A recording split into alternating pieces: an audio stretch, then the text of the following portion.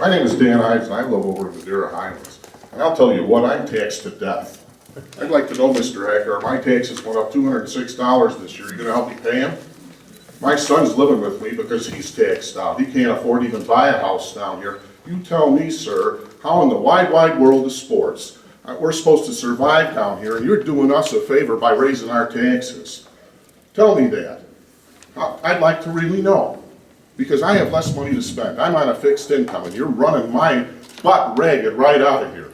My house is upside down. I have no money to live. I can barely buy groceries. I'm driving a 17-year-old car, and you want more. You never stop with this stuff, but yet you've lost baseball teams, minor league teams. You've lost all kinds of tax bases. Okay, you made your point. I'm sick of it. Larry, there are a lot of people who are in a rough situation. Did it ever come up, as Gary suggested, that maybe a $350 to $400 million bond would be a little more palatable? Even he could have gone for something like that. But we have a lot more people like this than perhaps you're aware of. Yeah, I think the answer is that in putting together the package, the committee looked at, number one, the cap. Because the cap is much less than what the county could impose, and came up with something that would keep property taxes at a reasonable level, while at the same time providing multiple benefits to all of the citizens of Pima County. So that was what we recommended. We believe that it was a fair, balanced, and fiscally responsible package to present before the voters. Why don't you answer my question, sir? I asked you a question, you didn't answer it. Okay, let's move on. Let me follow along that line. You said it was along the line of fiscally responsible. It was mentioned earlier, and we all know that we do go out for a bond every 6 to 7 years. Yeah. Let's focus on the open space, $95 million. A couple months ago on the Buckmaster show, the county administrator said that there is not a sense of urgency when it comes to buying open space, that we have a 30-year bank of open space. If we had a sudden construction rush, it would be 15 years, but we have a lot of open space. Why then, knowing that, would you thrust $95 million on us as we're coming out of a real economic slump? Well, again, I would remind you that this is a 12-year package. We're not going to rush out, the county isn't going to rush out and buy open space. That process is going to be monitored by a citizens committee, a citizens oversight committee that will review each one of the acquisitions and make a recommendation to the Board of Supervisors. And open space is critically important to our tourism industry, our $2.6 billion tourism industry that employs 20,000 people. And these are all properties that are accessible to the public. Well, I'm not questioning whether it's important. I'm saying, is it important now? And that's, again, speaks to him as we're coming out of this economic slump, and that you could have cut $100 million off of this thing by saying, you know what, wait till the next round. And I've got to ask you this, or I'm not going to forgive myself. Did $95 million of open space end up on this because Carolyn Campbell, who is the executive director of the Coalition for Sonoran Desert Protection, co-chaired the Citizens Bond Advisory Committee? No, I think if you were to ask Carolyn, she would say that the number should be higher, and she could justify a higher number. So maybe you pacified her with $95 million. This was a citizen-driven process that where we responded to the needs and the expressions of interest from the community. May I jump in just a second on this?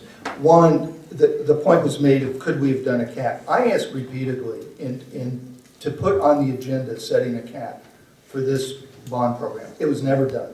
Okay, so every nice person coming in with a nice idea, we didn't have any cap. We didn't until the very end. Secondly, open space over the last, I think since '97, is the second largest amount of spending in all of the bond programs. $210 million just on open space, and if you counted flood control and some other acquisitions we've done for land, I'm sure it's well over 250, 260 million.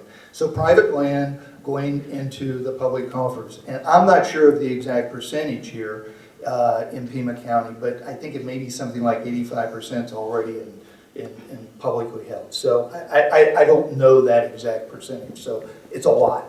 And as it pertains to open space and the Chamber's perspective on this, for example, I think we're all familiar with the Canoa Ranch property.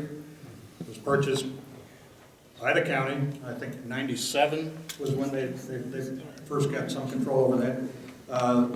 In one of the bond packages here that the chamber came out opposed to, there's $10 million to build a visitor tourism center at the ranch. One of the problems is, about 4 years ago, the Green Valley-Sahuarita Chamber of Commerce, under then Chairman Bob Childs, started talking to the county about trying to have some access to that, to open it up to tourism.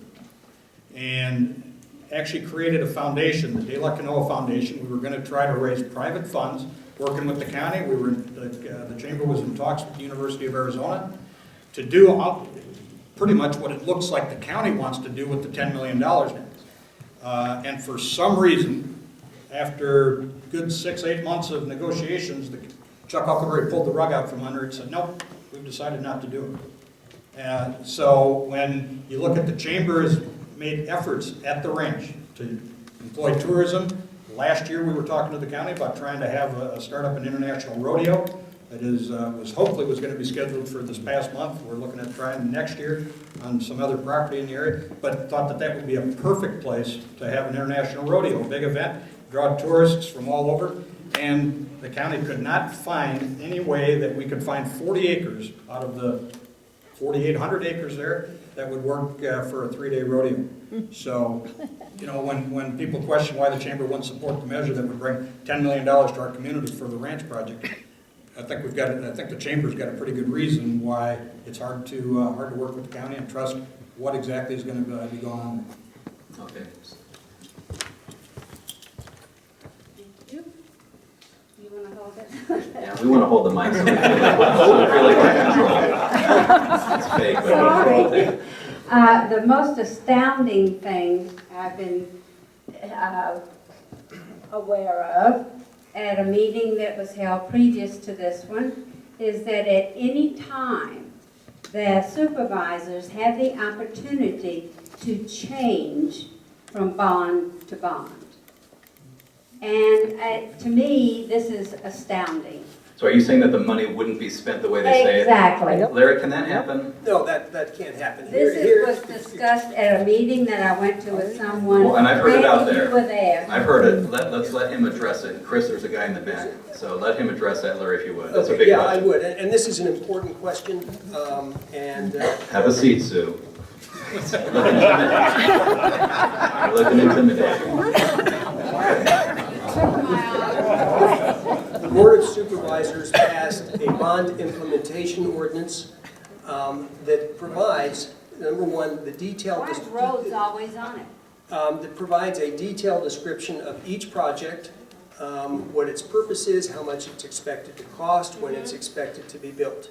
If there is any variance in any of those factors, it has to come back to the citizen-driven bond advisory committee that will consider the change after public input, public hearing, and if it can be justified, By the whom? Board of by the Citizens Committee.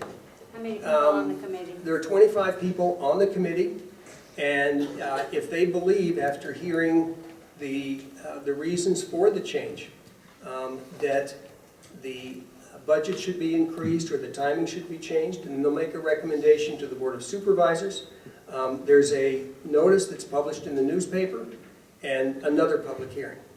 And if all these factors come together, then it is possible that the timing of a project could be changed, the amount allocated to a project could be changed, but those are the only circumstances. Now, if a project is abandoned, that money goes off the table.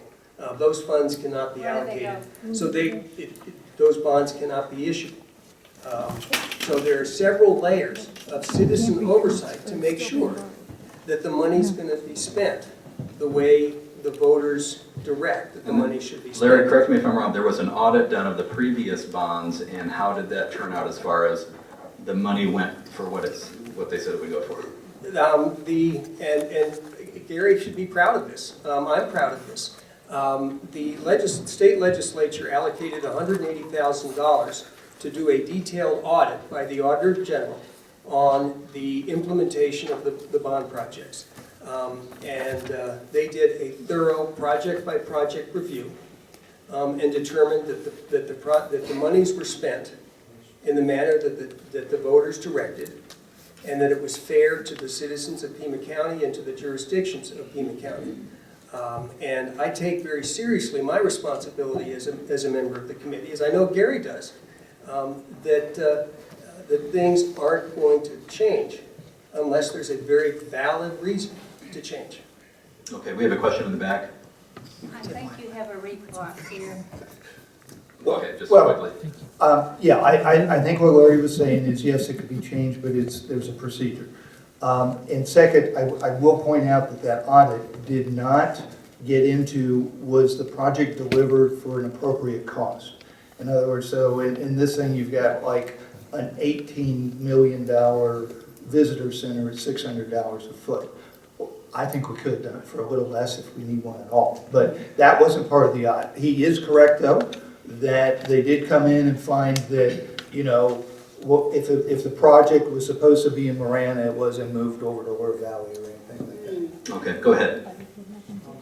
Katzel here. If the package, the 800+ million, is voted down, what is the process for bringing back a $300 or $400 million package, and how long would that take? It took us over 2 years to get to this point, and that was after having originally started in 2006 and reducing the $3 billion list of projects to 1.8 billion. When the recession hit, we took a break, we started up again, and so it would take, in my mind, a minimum of 2 years before we could get back to a point of calling another election. Okay, we had another question right here. Second row.